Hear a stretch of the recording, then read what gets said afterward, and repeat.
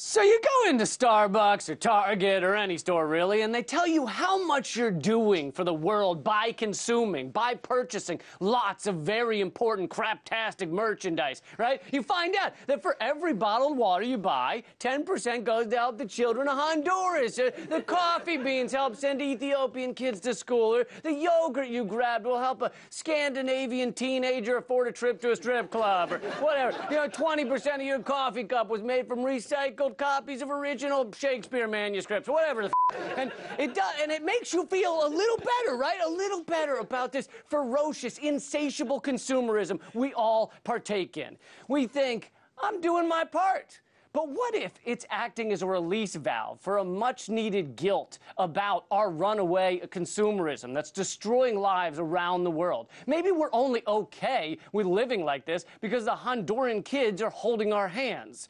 It's okay that we're using up all the fresh water because I bought eggs that came from free-range Happy Chickens, all right? The chickens were singing Good Day Sunshine and skipping down the street. They were giving their eggs away just to show thanks to the farmer for letting them live it up. They were like, please take the eggs. Take the eggs. It's the least we can do, all right, for this damn Garden of Eden you've set up for us.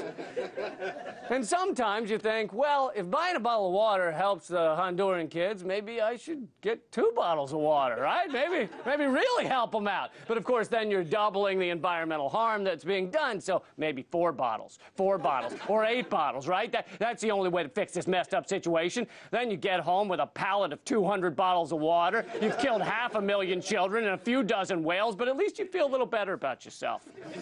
My point is, maybe, just maybe, the world would be a lot better off if you walked into Starbucks and there was a big banner that just said, buy our coffee, f*** the Honduran kids. What have they done for you? Just right there, big sign, pumpkin frappuccinos are back, and f*** the kids. Maybe we'd be better off. The U.S. is 5% of the world's population, but we eat 15% of the world's meat, use 20% of the world's energy, and create a whopping 40% of the world's garbage. It's mostly pop music. Still, it's okay because for every pair of Tom's shoes you buy, they give an entire pair to somebody in Africa. And that does sound great because I'm sure Africans love to dress like pretentious white Americans.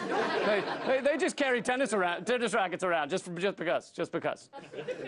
If I hadn't tripped over that, it would have been very funny. And are the shoes actually getting to the people who really need them? How do we know there aren't just piles of Toms in the middle of the Congo where everyone already has shoes but needs food and they're just dealing with it like a natural disaster? Oh yeah, every Tuesday shoes just rain down and we gather them up and put them into a big shoe mountain. You know, avalanche last month killed 62 people.